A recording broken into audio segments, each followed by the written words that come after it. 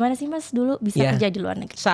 Saya itu dulu kerja di sebuah perusahaan consulting 2 tahun. Tahun 2005 tuh project belasan miliar kan, kalau sekarang kan gede ya. 20 tahun lalu saya achieve, tapi saya tidak mendapatkan promosi yang saya expect. Saya kecewa. Saya mikir that means this is not my path gitu kan. Padahal itu my first employer waktu itu. Jadi saya apply sebrutal mungkin sampai saya diterima di sebuah perusahaan telekomunikasi Eropa. Bahwa posisi yang engineering yang saya pegang itu ternyata lagi saat itu lagi hot-hotnya demand di exposure-nya di Timur Tengah atau di negara lain gitu. Terus baru headhunter akan call, user sana tuh nggak nanya, lu S1, S2, S3, dia nggak nanya. They just want to know, we are going to arrange the interview. Terus habis itu orang telepon, yang expertnya, if the call do like this, what will be the dialog protocol? Oh, this is initial DP and will be connect with applied charging, report BCSM. It will be arming with this, or abandon, or cancel in the monitoring mode. This is discontinued, bla bla bla. Great, no problem. Terus besoknya, again, hey, they like you, gitu. As simple as that. As simple as that. Jadi mereka nggak butuh yang kayak cerita-cerita, tapi butuh teknisnya lu masih atau enggak gitu.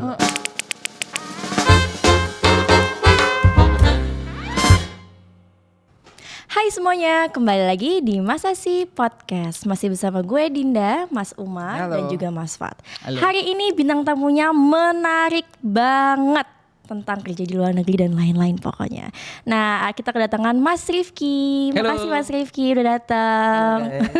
Mas Rifki ini adalah praktisi telco yang udah bekerja selama 12 tahun loh di luar negeri dan 24 tahun udah ahli di bidangnya. Gitu. Nah, hari ini pertanyaan random aku adalah gimana caranya kerja di luar negeri. Karena aku mau nanya sama suhunya yang udah lama banget kerja di luar negeri. Jadi langsung aja ke Mas Rifki. Gimana sih Mas dulu bisa kerja di luar negeri? Saya mau say hello dulu. Makasih udah diundang ke podcast ini buat Mas Fat, Mbak Dinda, Mas Umar. Thank you banget. Saya mau terangkan kenapa bisa kerja di luar negeri gitu ya. Nah, apa yang akan saya terangkan ini disclaimer dulu, memang itu terjadi tahun 2005 pertama kali saya pergi ke luar negeri untuk kerja sebagai expatriate waktu itu. Dan disclaimer itu aja paling ya paradigma yang perlu kita ketahui lah dari itu. Nah, saya waktu itu kerja di luar negeri itu caranya gimana? Sebenarnya kita nggak boleh menafikan faktor yang namanya nasib gitu sih sebetulnya. Ya, nasib tuh penting. Jadi ada orang-orang, lu kiat kerja di luar negeri apa jago lo? Enggak, nasib gitu, nasib baik gitu loh. Tapi bukan berarti orangnya humble, Bos. Enggak, beneran. Jadi ceritanya gini, Mbak. Saya itu dulu kerja di sebuah perusahaan consulting 2 tahun. Saya bikin singkatnya aja. Setelah 2 tahun dengan achievement yang macam-macam, ya cukup gede achievementnya, saya menyelesaikan sebuah project tahun 2005 tuh project belasan miliar kan, kalau sekarang kan gede ya. 20 tahun lalu saya achieve, tapi saya tidak mendapatkan promosi yang saya expect. Saya kecewa. Karena saya kecewa, saya mikir that means this is not my path gitu kan. Padahal itu my first employer waktu itu. Jadi saya apply sebrutal mungkin sampai saya diterima di sebuah perusahaan telekomunikasi Eropa ya. Gitu. Jadi awalnya dendam sama lokal, karena nggak di appreciate. Itu sebenarnya international company juga. Itu international multinational company. Juga. Kekecewaan ya, Ya.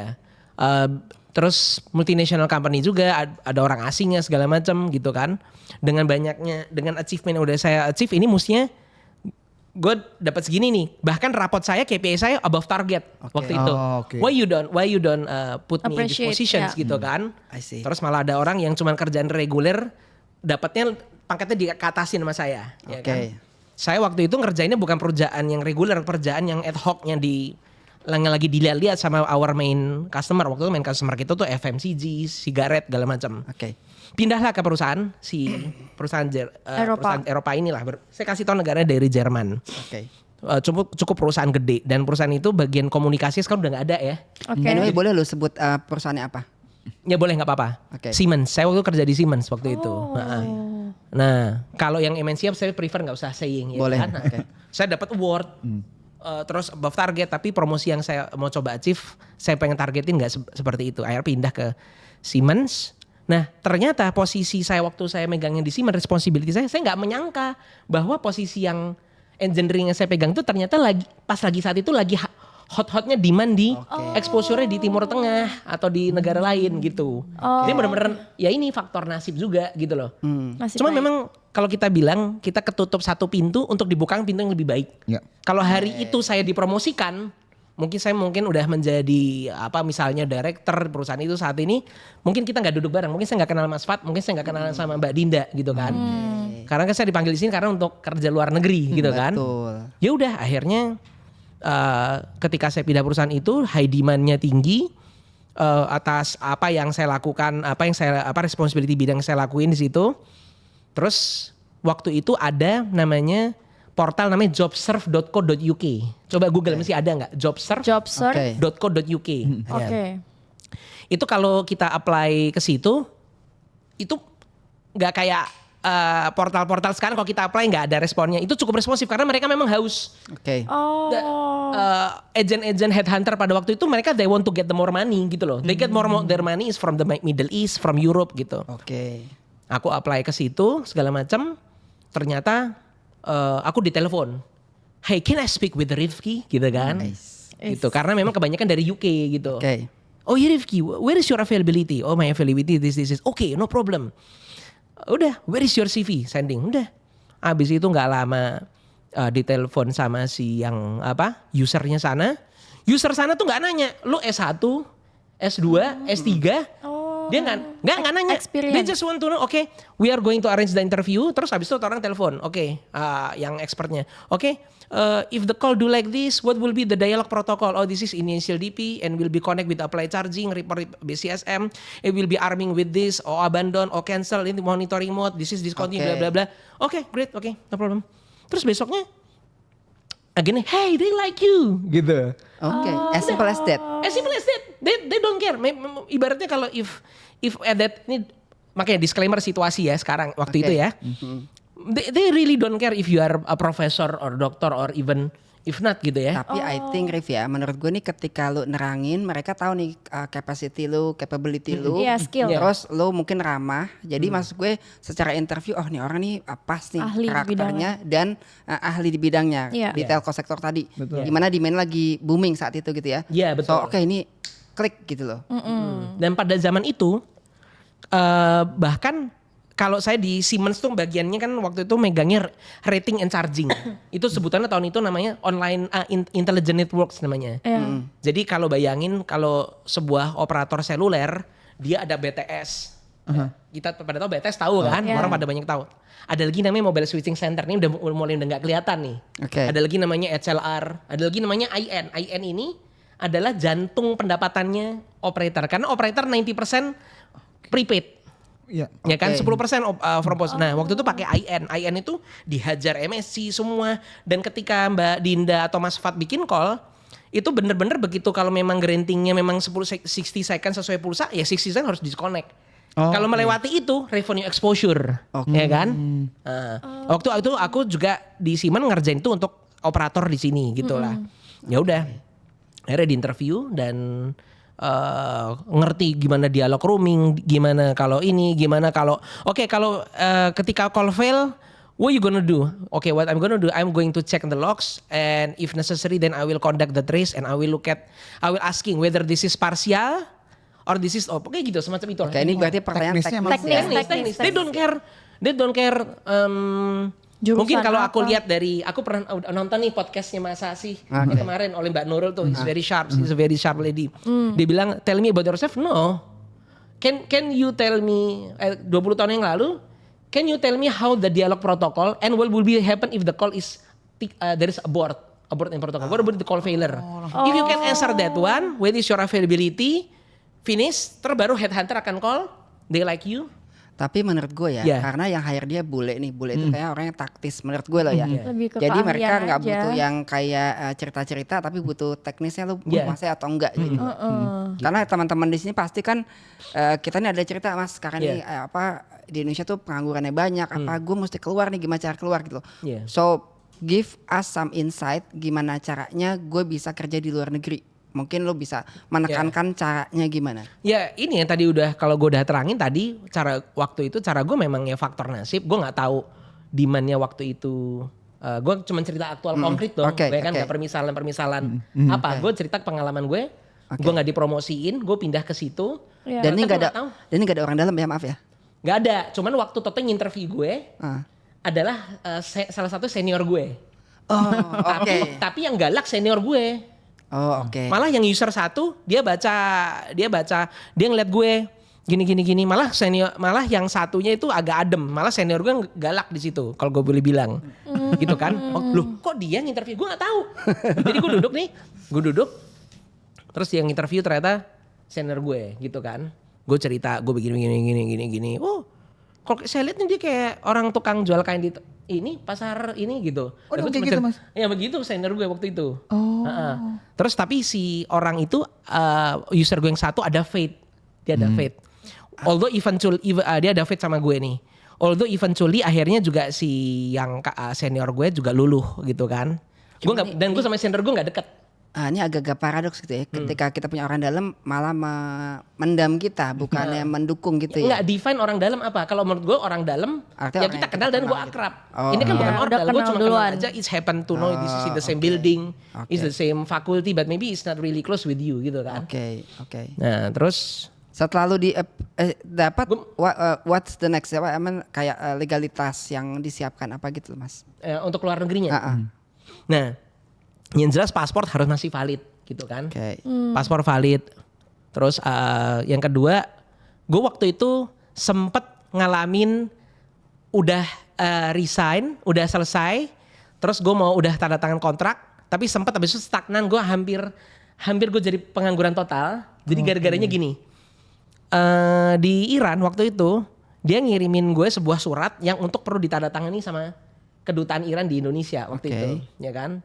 Nah surat itu sebenarnya perlu tanda tangan penerjemah tersumpah. Nah pada waktu itu penerjemah tersumpah bahasa Iran tuh nggak ada. Jadi dia bilang, jadi dari kedutaan besar Iran, sebelum gue tanda tangan, lo ke Deplu, gue ke Deplu. Deplu bilang lo ke Menkumham, baru gue tanda tangan, gue Menkumham. Menkumham bilang penerjemah tersumpah. Penerjemah bahasa Iran waktu itu kalau nggak salah belum ada gitu loh. Jadi gue ngalamin stagnan. Tapi abis itu karena ada kebijakan, kearifan yang orang gue dibantu banget memang sama orang yang Siemens sana. Agak ini dia telepon langsung kedutaan, dia cari ini telepon kedutaan Iran. Nah udah bisa ada kebijakan baru berangkat ke sana. Mas Rify selama 12 tahun tuh berapa negara sih udah kerja di luar negeri? Aku kira cuma 1 negara aja. Ya ada empat negara lah, empat negara ya. Iran, aku sebutin aja Iran, Kuwait, ada lebih lah, Iran, Kuwait, Yaman, Filipina dan ada beberapa negara konflik. Gitu aja sih. Banyak ya ternyata. Negara konflik ini bukan yang negaranya perang, cuman prone to konflik gitu aja sih, paling gitu. Nah sebenarnya pertanyaan basic yang pasti teman-teman tuh selalu mempertanyakan, gimana sih cara tahu kerjaan di luar negeri sehingga kita bisa apply? Ya, jadi pada waktu itu kan aku keterima di Siemens. Nah pada waktu kerja di Siemens baru ngasih tahu tuh yang para supervisor, ini kerjaan kita nih high demanding loh gitu. Dan memang di luar, oh iya masa sih? Aku waktu itu belum ada kepikiran mau kerja di luar. 2005 ya udah santai di Jakarta. Terus portalnya apa? Jobserve.co.uk. Oh itu? Iya dari situ. Terus habis itu baru email-emailan segala macam gitu. Itu emang global ya berarti? Global. Ya? Ini company-nya nih aku sebut ada namanya Coms Resources, ada namanya Penta Consulting, ada Networkers. Silakan juga cari kalau mereka posting apa coba aja dikirim ke mereka gitu pada waktu itu. Gitu. Mas tapi saya nanya nih secara mental nih kita kan biasanya suka di Indonesia tuh ya nyaman apa paling gampang nih saya nyari rujak gampang, nyari nasi padang gampang. Tato gue dapat job nih di Kuwait gitu ya. Ada gak sih yang kayak perasaan-perasaan yang plus minus itu? Ya terutama paling berat buat gue sendiri. Jadi gue tuh belum pernah dari gue mulai SD sampai gue kuliah sampai gue kerja, gue belum pernah pisah sama orang tua. Kayak mungkin ada kan yang ini sekolahnya di Undip Semarang, atau ini terus ngekos di Depok. Gue nggak pernah. Nah gue waktu itu pas pertama kali pisah sama orang, boom langsung Iran. Gue masih inget waktu hari pertama gue nyampe. Gue masih inget waktu itu kita nggak usah sebut company-nya, semua pada tahu ada sebuah the giant mining company di Papua ya kan yang main Cooper ya. Cooper kan ada residunya gold segala macam, kita tahu lah. Gue pernah waktu itu mau apply ke situ, almarhumah mamah gue nggak usah kejauhan gitu. Gak tau boom, mamah gue facing that his oldest son go to Tehran waktu itu. Terus gue begitu sampai sana, gue pernah sih hari pertama gue ngomong gini, oh my god kenapa gue udah sampai sini, nyesel gue udah nyampe, go home gitu. Tapi akhirnya 12 tahun juga ya di luarnya. Tapi pada I wanna go home sampai dengan dia dapat, salarinya segini, oke, gue stay. Stay there gitu. Gitu. Mas tadi mau nanya, kan ketika keluar sana, itu sebenarnya tawaran itu, kerja di sana langsung ya buat 5 tahun, atau mungkin buat 10 tahun atau setahun. Tawarannya itu seperti apa yang Mas terima waktu itu? Oke, Mas Fat, good question. Pada waktu itu tuh memang demand-nya itu cuma 3 bulan aja. Iya, 3 bulan, 6 bulan, 3 bulan. Gitu, memang waktu itu demand-nya seperti itu. Cuman kalau buat pemikiran gak tau buat orang lain, disclaimer buat aku, itu suatu hal yang bagus juga. Karena kita kan gak tahu, kita maunya setahun. Nanti kita komitmen setahun, gak tahu 3 bulan 4 bulan ada sesuatu di situ nggak nyaman gitu ya. Gak betah gimana? Kemarin gitu kan? Tuh dapat tuh.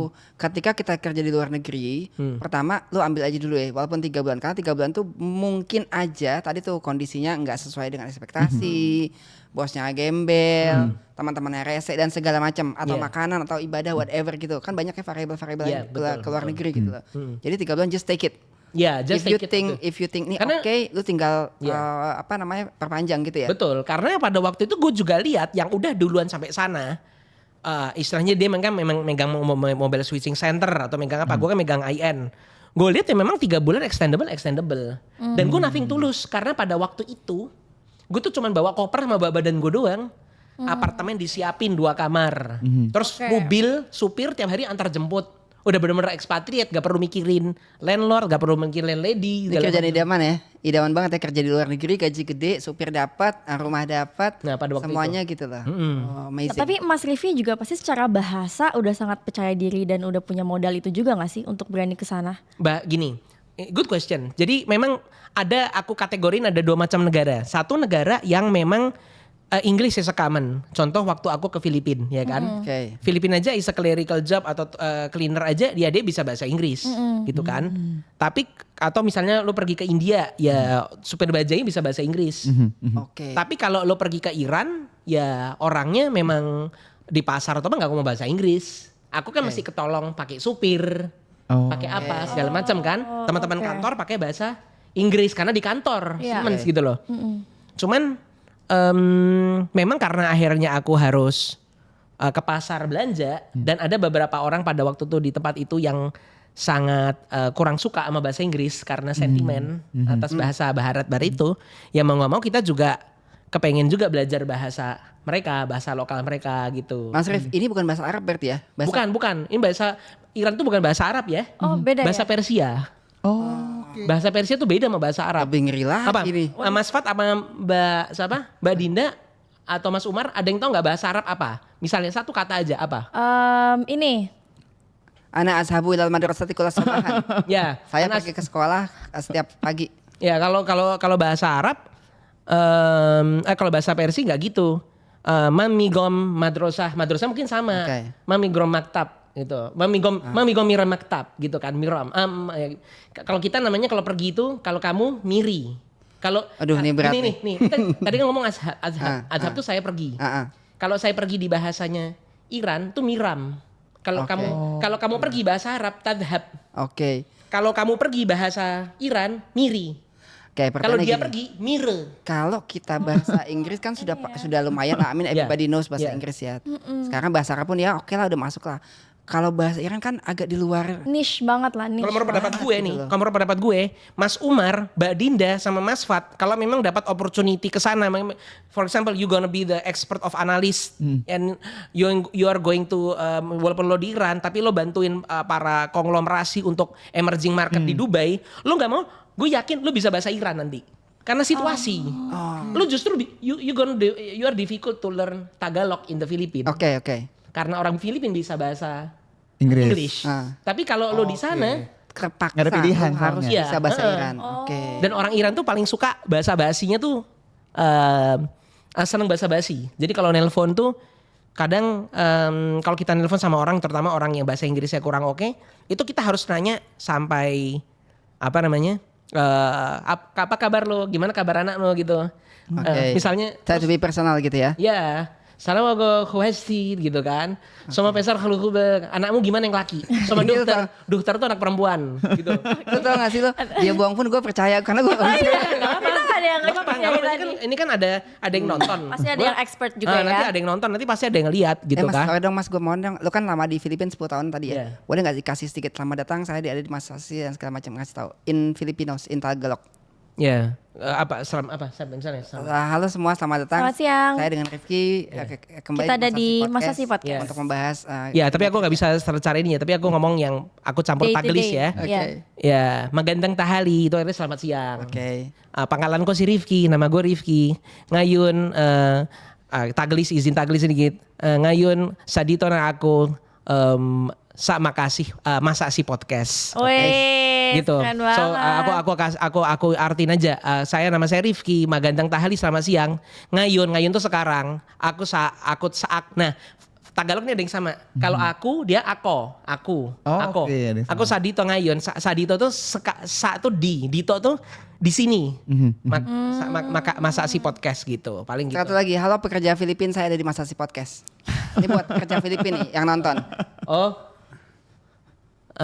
Mabuhay sa yung kayo lahat Filipino worker gitu. Ngayon aku sa Makasih Podcast. Gue mau nanya dari gue terakhir ya. Mas, lu pengalaman udah lama banget. 12 tahun di luar negeri. Kenapa lu balik ke Indonesia? Nah awalnya jujurnya triggernya memang waktu itu aku sudah di extend kontrak berkali-kali. Jadi waktu aku nyampe Filipina, aku tuh kontrakku tuh cuma 3 bulan 6 bulan loh. Tapi kan aku kan waktu tuh awalnya masih kena regulation bahwa accommodation tuh cuma tahu beres. Jadi aku sama istriku ke Filipina udah tinggal bawa badan, bawa ini situ. Aku tinggal dulu di Somerset. Jadi Somerset karena dan itu memang harus begitu karena kalau enggak susah, kita nggak ngerti Filipina terus cuma dikasih kontrak 3 bulan. Terus kita suruh nyari apartemen dan padahal apartemen itu misalnya apartemen biasa bukan di Somerset. Ya kan Somerset kan kayak Ascot, kayak hotel sebenarnya, tapi with the service apartemen. Landlord dan lady itu maunya minimum is 1 year rent. 1 tahun kontrak. Itu susah. Lu kontrak lu 3 bulan tapi harus kontrak itu setahun gitu ya. Setahun. Sementara kalau di Iran tadi lu datang sudah disiapkan semuanya gitu ya. Iya, tapi enggak, waktu di Filipina pun juga 3 tahun pertama gue tahu beres. Setelah itu baru setelah gue extend, gue waktu itu handling operator kayak XL-nya di sini tapi namanya di sana namanya Globe, ya kan? Abis itu gue pindah account ke mana? Ke handle PLDT Smart, ya. Nah itu baru mulai gue mau kasih lo all in begini, tambahin lagi segini misalnya fix. Bahkan mungkin kalau lo kerjanya nggak usah kerja sekian hour, kerja cukup sekian hour tapi lo gue lebihin sekian lagi. Misalnya. Tapi yang gue tangkap sebenarnya Mas Rifki ini memang spesialis di telco sektor gitu ya. Sehingga itu kayak tidak tergantikan. Nah mungkin teman-teman nih kalau yang berpikir untuk kerja di luar negeri harus tahu gue jagonya apa gitu keahlian dan skillnya apa. Tadi belum kejawab tuh pertanyaan gue tuh. Kenapa akhirnya Mas Rifki? Sorry Mas Pat. Jadi kontrakku akhirnya setelah di extend berapa kali, kontrakku gak di extend. Tapi sempet abis itu ada tawaran-tawaran. Tapi aku prefer udahlah it's the time to go back to Jakarta gitu kan. Gak mungkin kita tinggal seumur hidup di negeri orang. Lagi pula ya umur gak ada yang tahu. Ya kan aku juga waktu itu udah 40 something.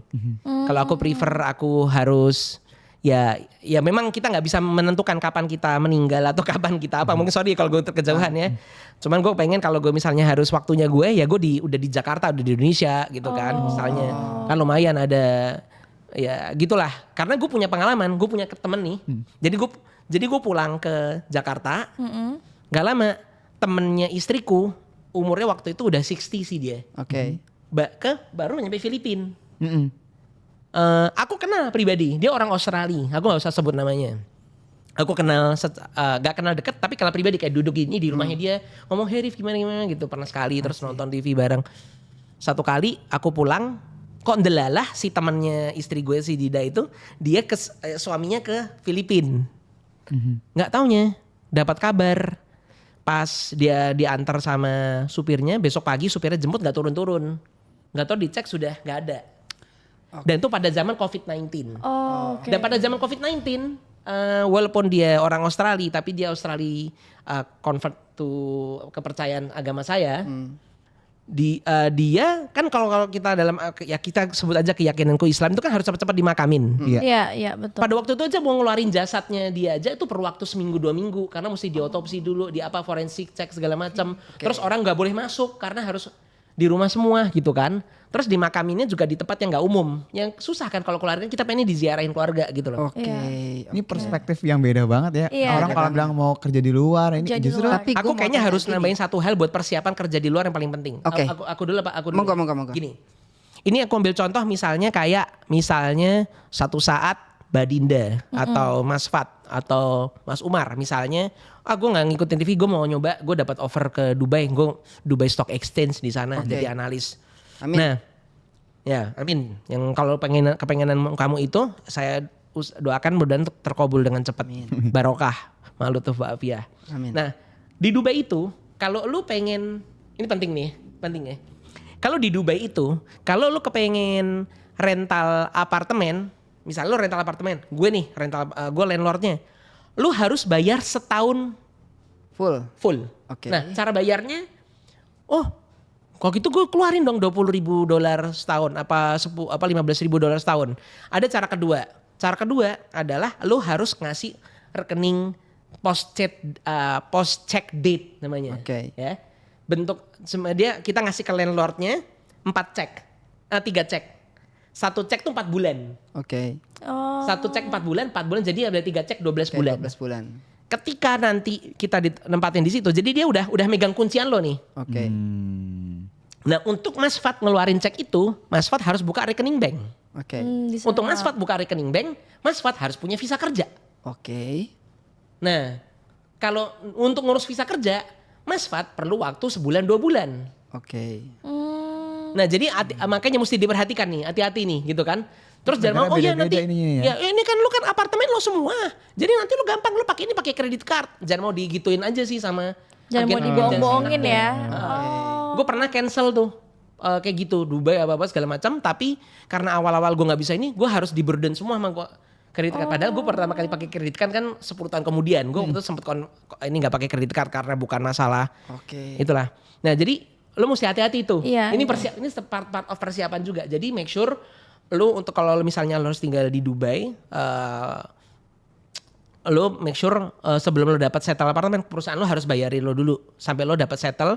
Terus perusahaan harus provide lo orang yang ngeliling mana apartemen yang lo cek cocok, baru lo dikasih masa settle sekian, seminggu 2 minggu 3 minggu gitulah semacam itu.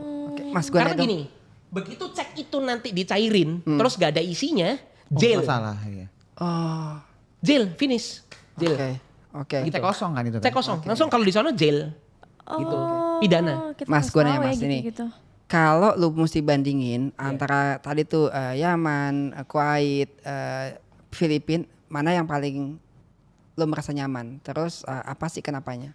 Semua sih gue nyaman.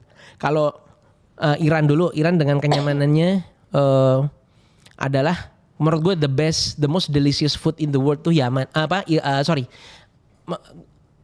Iran, the most delicious food tuh Iran. Kalau menurut pendapat gue. Makanannya dahsyat banget makanannya. Tapi bagaimanapun juga ini subjektif. Aku lebih suka negara yang dekat sama negaraku. Jadi berarti bisa guess dong di Philippines ya kan? Karena Philippines tuh buat dari Filipina ke Jakarta 4 jam. Direct jauh flight, ya kan? Atau 3 jam 50 menit gitu. Lo kangen-kangen sama masakan Indonesia, tapi lo ke Jakarta 4 jam, lo cukup duduk di PAL atau cukup duduk di KT Pacific, cekrek 1 jam 40 menit nyampe Hong Kong. Karena di Hong Kong ada makanan Indonesia banyak. Aku masih ingat waktu aku ke Hong Kong di Causeway Bay, aku sama istri lagi jalan, nanti di belakang ada orang ngomong, iku gajiku sendek ben kawes aku pakai laptop gitu. Ada yang ngomong kayak gitu. Ya. Ini feeling gue kayak di Batu Malang nih kan gitu. Keren gitu. banget. Dan gue itu bukan bragging, karena memang dari Hong Kong ke situ nggak mahal. Nggak mahal Nggak ya. semahal kita dari situ ke Hong Kong gitu. Karena deket 1 jam 40 menit. Oke. Nah, banyak banget tadi pengalamannya. Thank you banget Mas Rifki. Kita sampai mind blown. Aku sih banyak banget insights-nya. Aku pengen terakhir aja tips dari Mas Rifki ke teman-teman di luar sana yang mungkin masih terdoktrin dengan hashtag yang sekarang lagi viral banget, kabur aja dulu. Tipsnya apa sih ke teman-teman? Mungkin ada yang bisa dikasih tahu ke teman-teman, di sharing perbedaan di luar negeri dulu dan sekarang apa, biar teman-teman juga tahu dan aware. Makasih Mbak Dinda, pertanyaan bagus banget. Jadi satu, pada tahun 20 tahun yang lalu itu yang namanya teknologi kayak Zoom ataupun kayak TeamViewer atau Citrix yang remote segala macam itu masih belum terlalu banyak gitu, belum terlalu banyak. Ada tapi belum mature. Kalau dulu memang nggak ada pilihan lain, ya lo keluar, ya lo pindah badan lo, pindah fisik lo segala macam. Kalau sekarang lo kalau mau keluar negeri, gue ambil contoh, gue pernah kerja di perusahaan yang nge-handle Mas Fat tahu Porter Tri. Nah, aku Tri Hong Kong. Aku handle Tri Hong Kong sama Big Globe Japan. Itu billing, rating dan charging itu semua dari rumah. Itu bisa dilakuin. So you work remotely dari Indonesia buat kerjaan di Hong Kong dan Jepang. Ya itu pernah gue waktu zaman COVID-19 segala macam. Terus itu tips pertamaku. Tips kedua, kalau lu memang benar-benar mau pindah, ya benar-benar dicek thoroughly. Jangan sampai penting. Lo pindah ke sana, keluar di depannya banyak, only just to find you after 2 months, 3 months, you back to Jakarta and lose a lot of money karena lo keluarin uang buat set. Karena kalau di Filipina itu banyak banget apartemen-apartemen dengan furniture, ya kan? Kalau di lo mau apartemen kosongan juga ada di Filipina. Tapi sepengetahuanku kayak misalnya di UAE atau apa, kalau nggak salah, kebanyakan apartemen nggak furniture deh. Walaupun disclaimer mungkin ada kali ya. Semacam itu. Iya. Aku tadi ngomong Tagalog agak rusty karena kan terakhir aku dari Filipina 7 tahun yang lalu ya kan. Iya, it's okay. Aku nyanyi pun bisa, nyanyi Tagalog bisa. Wah, nanti kita spill dikit ya di shorts. Oke, gitu, bagus banget semua insight-nya, semoga helpful. Nanti bisa komentar di bawah ya kalau misalkan ada experience atau tanya-tanya jadi ke Mas Rifki juga tentang pengalaman kalian di luar negeri. Segitu aja, thank you so much. See you on the next video. Oke, take care, bye.